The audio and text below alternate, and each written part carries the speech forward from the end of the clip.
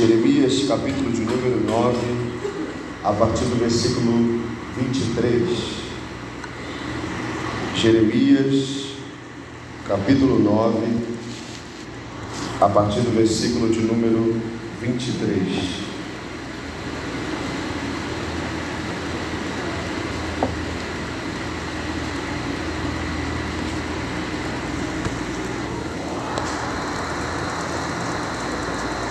Amém? Diz assim a palavra do Senhor.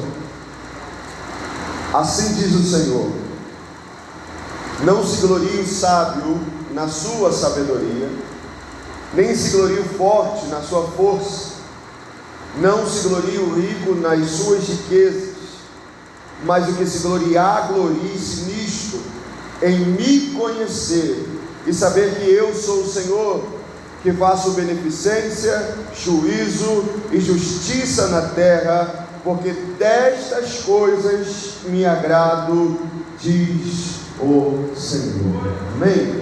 Pode se assentar glorificando a Deus, em nome de Jesus.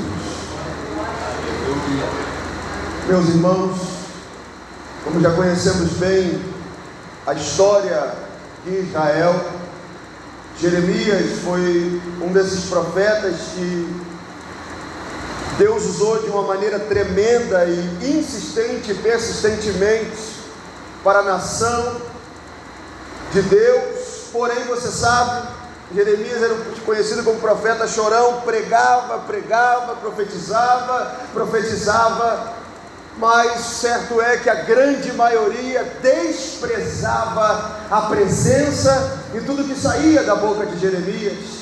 O povo estava louco indo atrás de falsos profetas que ratificavam e fortaleciam os seus corações longe da presença de Deus e que não despertavam a sua consciência para o erro que eles estavam cometendo, vivendo uma vida imoral, pagã, idólatra, imitando os vãs costumes das nações vizinhas, e ao ponto de Deus usar Jeremias para dizer que Israel chegou a um ponto tão baixo, num nível tão deplorável, que chegaram a fazer coisa pior que as nações que Deus havia usado Israel para expulsar da terra de Canaã. E olha que os cananeus, eles queimavam seus filhos. Os cananeus, eles tinham templos e cultos que promoviam orgias, e aquilo era abominável aos olhos de Deus, e foi uma das razões pela qual Deus usou Israel para condenar aquela nação por meio da espada, manifestando a sua justiça contra o pecado, dando vitória ao povo de Israel por meio das guerras. Mas agora a nação que foi chamada para refletir a glória de Deus, para caminhar com Deus, para viver em santidade, a qual Deus se revelou como a nenhuma outra nação, agora a nação estava completamente de costas viradas para Deus. Não queriam mais saber de Deus, não queriam mais saber de conhecer a Deus, não queriam mais ter intimidade com Deus, e a preocupação deles era alcançar os objetivos dos seus próprios corações. Só que, irmãos, aquela nação não era uma qualquer nação. Deus havia dado para ela uma missão, uma responsabilidade, junto da graça de Deus, junto daquilo que tudo que Deus faz por nós, não é só para te abençoar, não é só para você ser feliz no Senhor. Há uma responsabilidade em tudo aquilo que Deus coloca sobre as nossas vidas. E Israel tinha essa missão de refletir para as nações a diferença entre o que era servir a Deus, o que era caminhar com Deus, e aquilo que era completamente contrário à lei santa e à palavra do Senhor. Mas olha agora o estado de Israel. Acompanha comigo no capítulo 8, um capítulo anterior. Acompanha comigo 8, versículo 4. Você vai entender o estado de Israel. E olha o que Deus indaga a nação, o que Deus fala para a nação. Capítulo 8, versículo 4, diz assim: dize-lhes mais, assim diz o Senhor: cairão os homens e não se tornarão a levantar, desviar-se-ão e não voltarão, Porque, pois, se desvia este povo de Jerusalém com uma apostasia contínua, retém o engano e não quer voltar. Eu escutei e ouvi, não falam que é reto, ninguém há que se arrependa da sua maldade, dizendo: que fiz eu? Cada um se desvia na sua carreira, como um cavalo que arremete com ímpeto na batalha. Até a cegonha no céu conhece os seus tempos determinados, e a rola e o grou e a andorinha observam o tempo da sua ribação, mas o meu povo não conhece o juízo do Senhor. Como, pois, dizeis: nós somos sábios, e a lei do Senhor está conosco? Eis que em vão tem trabalhado a falsa pena dos escribas. Os sábios foram envergonhados, foram espantados e presos. Eis que rejeitaram a palavra do Senhor. Que sabedoria pois teriam? Portanto, darei as suas mulheres a outros, e as suas herdades a quem as possua, porque desde o menor até ao maior, cada um deles se dá à avareza. Desde o profeta ao sacerdote, cada um deles usa de falsidade, e curam a ferida da filha do meu povo levianamente, dizendo: paz, paz, quando não há paz. Porventura envergonham-se de cometer a abominação? Pelo contrário, de maneira nenhuma se envergonham, nem sabe que coisa é envergonhar-se. Portanto, cairão entre os que caem e tropeçarão no tempo em que eu os visitar, diz o Senhor. Certamente os apanharei, diz o Senhor. Já não há uvas na vide, nem figos na figueira, e a folha caiu, até aquilo mesmo que lhes dei se irá deles. Olha o resultado do coração, olha a situação de Israel. Eles pecavam, mas nem se envergonhavam disso. Irmãos, esse é o pior estado que uma alma pode chegar: ficar confortável no pecado, ficar em paz no erro, ficar se sentindo bem praticando a maldade. E o pior, a religiosidade não paravam. Não era um tipo de povo que não iam para as festas celebrar em nome de Jeová. Não era um povo que deixava de ir no templo fazer suas orações. Só que tudo aquilo era apenas teatro, porque o coração deles estava distante da presença de Deus. O interesse genuíno do coração deles não era Deus, não era a sua comunhão, não era o seu conhecimento, não era a sua intimidade, era simplesmente uma proteção divina, o que Deus poderia dar para eles. Mas o mesmo Deus que eles pediam para protegê-los, eles não queriam entregar seus corações. Então a nação pensava que estava tudo bem. E olha, irmãos, eles procuravam os falsos profetas. E os sacerdotes, que não queriam perder seus status, que não queriam perder sua popularidade, o que faziam? Se submetiam ao desejo do coração do povo. E assim que os falsos profetas sempre funcionavam ao longo da história. É por isso que atrás de falsos profetas existe multidão de pessoas que vão atrás deles para se alimentarem do pão imundo da iniquidade, porque não querem que as suas consciências sejam afetadas pelo convencimento do pecado, da justiça e do juízo. Então a nação não queria se envergonhar do seu pecado. Por isso que quando Jeremias se levantou como um porta-voz de Deus, como Jesus disse: colocarei você como um muro, você vai derribar, você vai destruir e também vai edificar. Jeremias falou: Senhor, eu sou só uma criança. E Deus olhou para ele e disse: não diga que tu és uma criança, aonde eu te mandar você irá. Eis que coloco hoje as minhas palavras na tua boca. E Jeremias se levantou, irmão, na unção do Senhor, pregou a palavra de Deus, foi porta-voz do Senhor. E o que ele recebeu? Um murro na cara.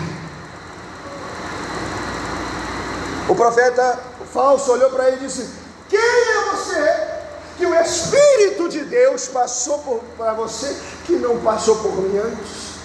Que história é essa? De que Jerusalém vai ser invadida por Nabucodonosor, que os portões da cidade serão destruídos, que o templo será levado cativo, os tesouros daqui. Que história é essa? Isso daí não vem do Senhor, não. E aí o que disse o nosso profeta? Ó rei, certamente o Senhor está conosco, e isso não sucederá. Mas olha a situação. Agora eu te pergunto, por que Deus, irmão, não deixou imediatamente Nabucodonosor entrar e destruir, apesar de que isso aconteceu? Porque Deus, Ele é misericordioso. Deus, Ele é amoroso. Deus é maravilhoso. Deus, apesar de a nação estar do jeito que estava, Ele decidiu insistir e continuar insistindo, batendo a porta do coração de Israel. Por quê?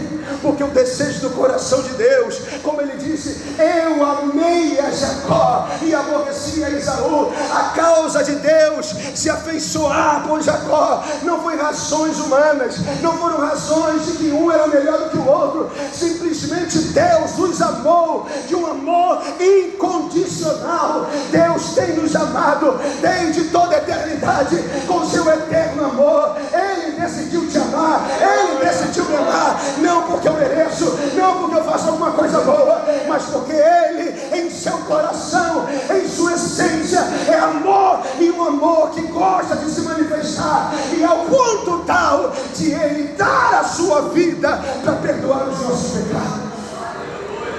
Deus estava, por que existem os livros dos profetas? Eu quero resumir o livro dos profetas na seguinte frase: era Deus não desistindo de Israel, era Deus dando uma última chance para aquele povo. E qual era então, Samuel, o desejo do coração de Deus?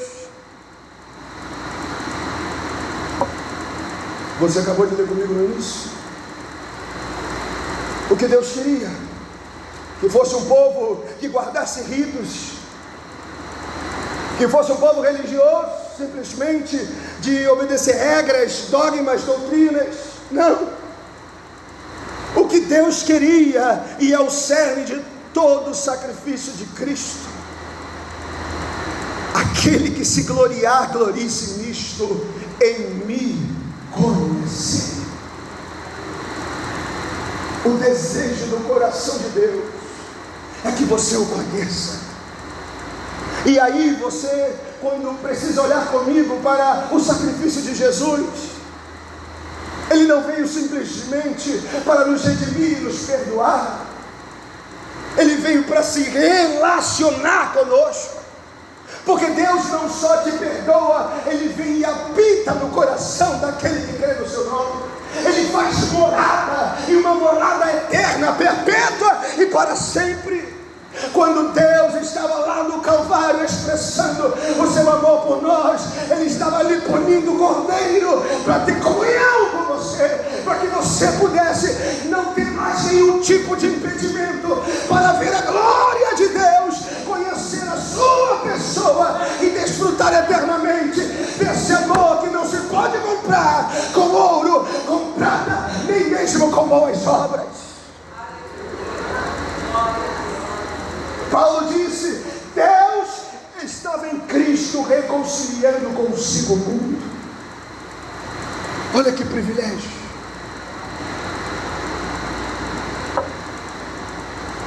O desejo do coração de Deus é que você tenha comunhão com Ele. E é isso, irmãos. A luta, o labor, o pleno investimento do diabo, para que você não entenda, para que eu não entenda e não viva essa graça. Porque você pode juntar dinheiro, você pode ter riquezas, mas se não conhecemos Deus, irmãos, tudo é nada. Como já dizia o querido pastor Gerson, que descansa já no Senhor, a minha última conversa com ele: Samuel, tudo é nada. Tudo é nada, tudo é nada. Ele me repetia 1 milhão de vezes. Enquanto ele falava, aquilo tocava e marcou, ficou escrito na minha consciência, no meu coração: Samuel, tudo é nada, Ele é tudo. E isso, irmãos, é algo que os verdadeiros cristãos entendem. É por isso que, seja na abundância, seja na escassez, seja na fome, seja na prosperidade, eles não se apegam às circunstâncias, porque os seus corações estão apegados unicamente àquele que os amou e se entregou a si mesmo por Ele. É por isso que Paulo disse: eu já estou crucificado com Cristo, não vivo mais eu, mas Cristo vive em mim, e a vida que vivo agora, viva na fé do Filho de Deus, que me amou e se entregou a si mesmo por mim. É por isso que ele também disse em Filipenses vezes, mas em nada tenho a minha vida como preciosa. Antes considero todas as coisas como perda, pela excelência do conhecimento de Cristo Jesus, meu Senhor.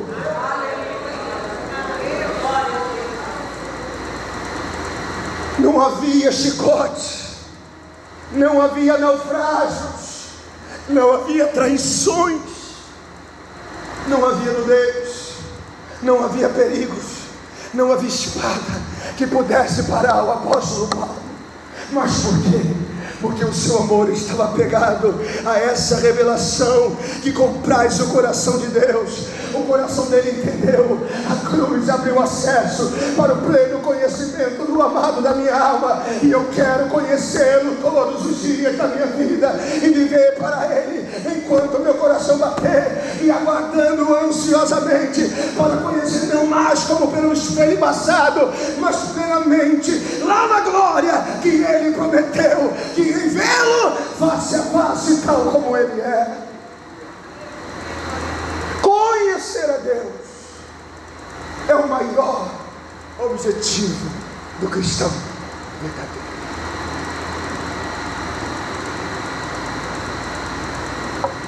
Por quê?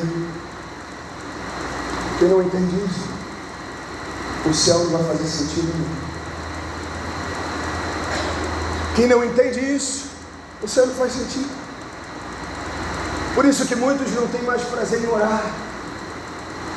Por isso que muitos começam a perder o prazer em ler a palavra, em viver para a glória de Deus, em andar com Deus. Por quê? Porque quando você começa, o seu coração começa a se embaraçar com os negócios desta vida, automaticamente o seu coração começa a perder o interesse pelo céu, porque você sabe, lá no céu não tem nada disso. E começa a ter uma visão tediosa, assim como aconteceu com Israel, ou seja, a apostasia, ela cega o entendimento, ela fecha os olhos da nossa alma, ela endurece o nosso coração e nos faz esquecer a grandeza gloriosa do que é conhecer e ter esse Deus maravilhoso habitando em nossos corações. Deus abriu o mar vermelho. Deus derrubou milhares e milhões de exércitos que se opuseram contra Israel. Não eram milagres que faltavam para Israel se arrepender, porque milagre Israel vivia todos os tempos. Era uma nação pequena, sitiada por grandes exércitos que não conseguiam atravessar os muros daquela cidade, porque Deus pelejava por eles. Mas mesmo Deus fazendo tudo o que fez, os corações da grande maioria daquele povo se endureceu e deixaram Deus de lado.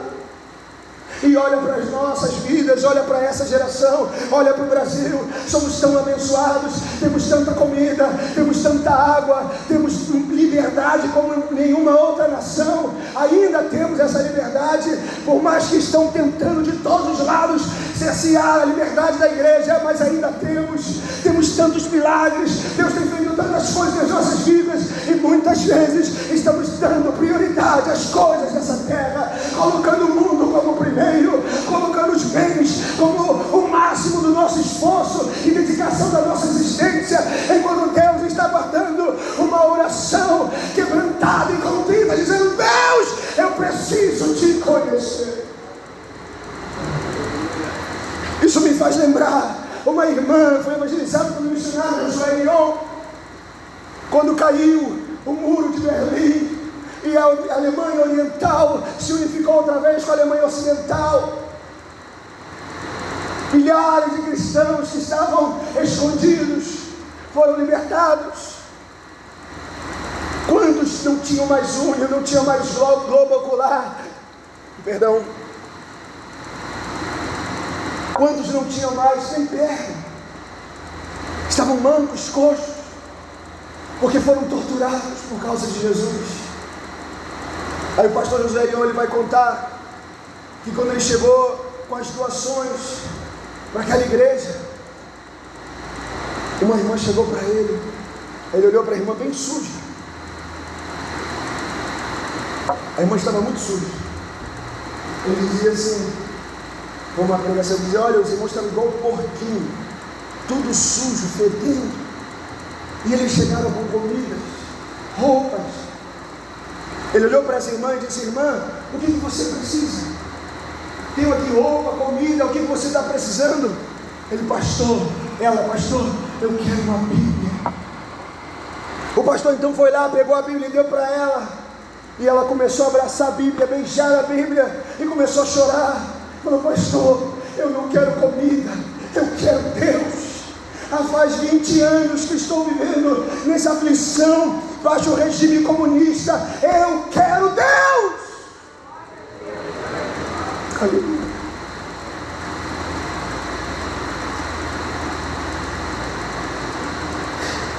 Pastor Richard Rumbras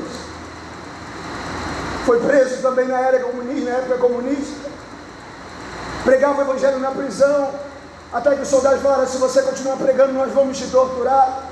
Cada vez que você pregar, nós torturaremos você. O pastor olhou para eles e disse: então está combinado. Está combinado assim, eu prego e vocês me torturam. E ele pregava e era torturado todos os dias da semana, mas ele não deixava de pregar a palavra. E multidões se converteram naquela prisão, baixo sangue, lágrimas de corações que conheceram a Deus e entenderam que isso era o maior tesouro, até mesmo que as suas próprias vidas, que a sua própria saúde, que a preservação dos seus próprios corpos. Mas isso tem se perdido, esse tesouro tem se afastado. Vemos isso em canções, pregações, livros. Cristo tem deixado de ser o centro, conhecer a Deus tem deixado de ser a prioridade de muitos. Mas hoje o Senhor nos lembra do que Ele se agrada. Não de um povo que trata Ele como se fosse um Papai Noel, que só dá presente, mas que entende o real desejo do coração de Deus: intimidade, relacionamento, fidelidade eterna.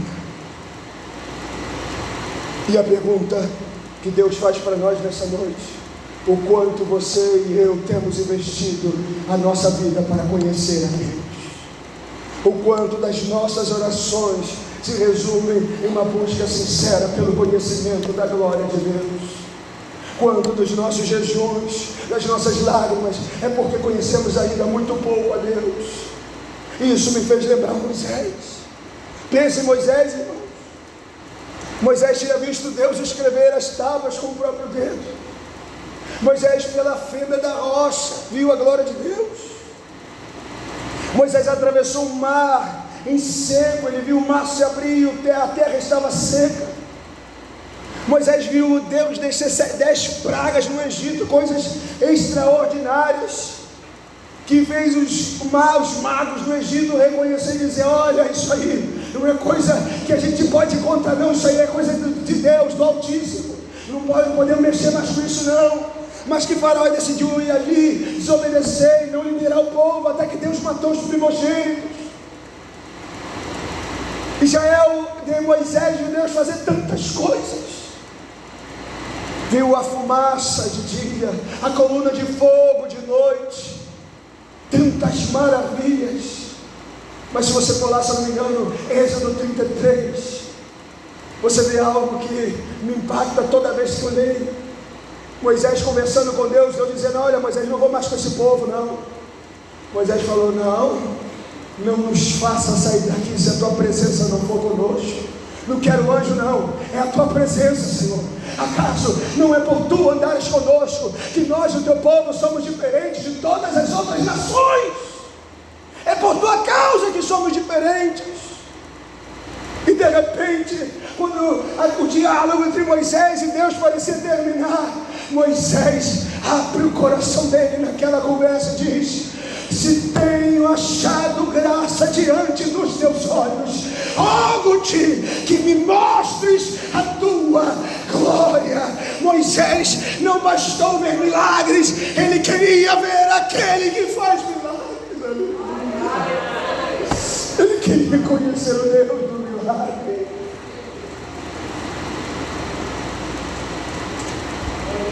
É isso que Deus está esperando de nós. É isso que Deus está esperando de mim. É isso que Deus está esperando dessa nação. Joelhos que se dobrem para conhecê-lo. Joelhos que queimam seus corações de um profundo anelo e anseio pela presença de Jesus. E não por coisas que irão perecer e que não poderemos levar conosco. E assim era o estado de Israel. Não se arrependia, não entendia, não compreendia, não ouvia, e pensava que estava tudo bem. Às vezes estamos vendo assim um cristianismo empurrado com a barriga. Como disse Israel aqui, a lei do Senhor não está conosco. Nós somos um povo de Deus, nós somos um povo de Abraão, somos israelitas, somos um povo circuncidado, não somos qualquer povo. Eu sou evangélico, minha mãe é evangélica, meu tio, meu bisavô, meu tataravô é evangélico, está tudo bem, eu vou para a igreja, mas é isso que Deus olha? É só isso. Samuel, não atentes para a aparência, porque os homens veem o que está diante dos seus olhos, mas eu olho para onde? Para onde? Para o coração.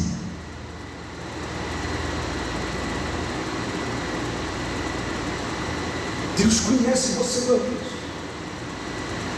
Eu não conheço você, mas Ele conhece. Ele sabe as intenções do nosso coração. Ele conhece cada partícula que compõe a nossa existência entre espírito, alma e corpo. Tudo está nu e patente diante dos seus olhos. Não há como fugir de Deus, não há como escapar do olhar soberano e onipotente daquele que conhece e criou e sustenta todas as coisas.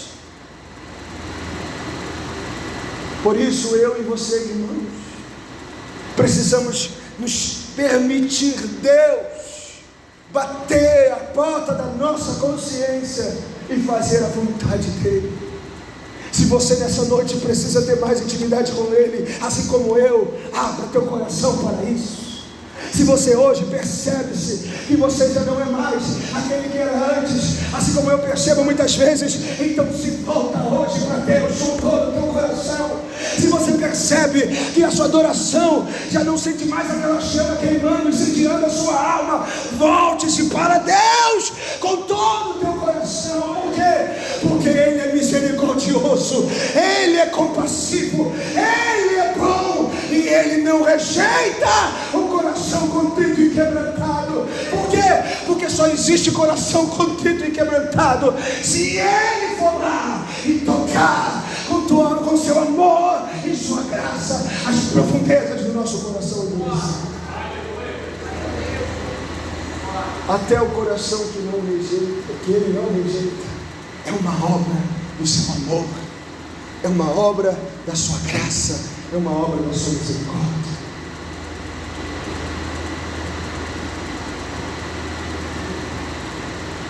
Não perca a presença de Deus.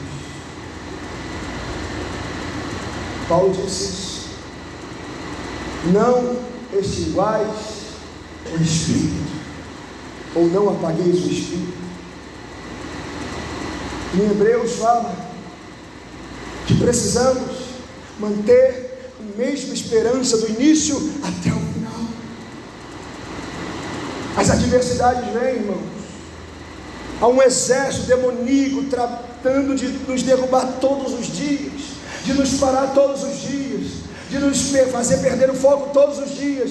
Mas bendito seja o Deus de paz, graça e misericórdia, que todos os dias também está ali conosco, com a sua mão forte, com o seu braço forte, lutando pelas nossas almas, combatendo para nos manter de pé, combatendo para manter o nosso foco nele, o nosso olhar para ele, e não nos perdemos e chegamos lá no final para que se cumpra a sua palavra que diz: aquele que começou a boa obra em vossa vida é fiel para terminar até o dia de Cristo, que é esse dia que todo aquele que anseia conhecer a Deus será plenamente satisfeito quando ver a face do amado na eterna glória que Ele preparou para nós. O que se gloriar, glorie-se nisto, não em sua própria sabedoria, não na sua própria força, não nas suas riquezas, mas em me conhecer e saber que eu sou o Senhor. Quem é o Senhor da tua vida? Quem tem sido o Senhor da nossa vida? Podemos declarar imediatamente: é Deus. Mas foi essa indagação que Deus fez para Israel: se eu sou o vosso Senhor, aonde está o meu temor? Se eu sou o vosso Pai, aonde está a minha honra? Foi essa a indagação que Jesus falou para Israel, lá para os judeus: por que vocês me chamam Senhor, Senhor, e não fazem o que eu digo para vocês fazerem? Foi isso que ele disse em Mateus 7:21, um texto que você já sabe: nem todo aquele que me diz Senhor, Senhor entrará no reino dos céus, mas aquele que faz a vontade do meu Pai que está nos céus. Muitos me dirão naquele dia: Senhor, nós não profetizamos em teu nome, nós não expulsamos demônios em teu nome, fizemos maravilhas. Mas eu lhes direi o quê? Abertamente: apartai-vos de mim, vós que praticais a iniquidade, eu nunca o que, irmãos? Vos conheci. Jesus disse, orando ao Pai, em João 17, versículo 3: e a vida eterna é esta, que conheçam a Ti como o único Deus verdadeiro e a Jesus Cristo a quem enviaste. Queridos irmãos, não deixa que nada sabote o seu relacionamento com Jesus. Não deixe que nada seduza o teu desejo de adorar a Deus pelas coisas dessa terra. Não deixe Satanás roubar o teu ânimo de buscar a face do Cordeiro de Deus. Não deixe o mundo te iludir pensando que você precisa de coisas para ser realizado, feliz e completo. A única coisa que eu e você precisamos é Cristo. Cristo e nada além de Cristo para as nossas almas. É conhecer a Deus. E meu irmão, quando você adentra esse lugar da intimidade, quando você entra lá na sala do trono, você sabe, você percebe, não há nada além de Cristo que importa para a minha alma. Então você diz como Davi: a minha porção na terra dos viventes é o Senhor. A nossa porção é Ele, a nossa riqueza é Ele, o nosso tudo é Ele, é Cristo. Cristo ressuscitado, Rei da glória, Rei dos reis, Alfa e Ômega, princípio e fim, o primeiro e o último, o digno, Arabaia Suriande Calabácia, o único que foi achado digno no céu, na terra e debaixo da terra, para abrir aquele livro e desatar os seus selos. O único digno para sempre, que te comprou e nos fez um reino e sacerdócio na terra, e reinaremos com Ele para sempre. Para sempre.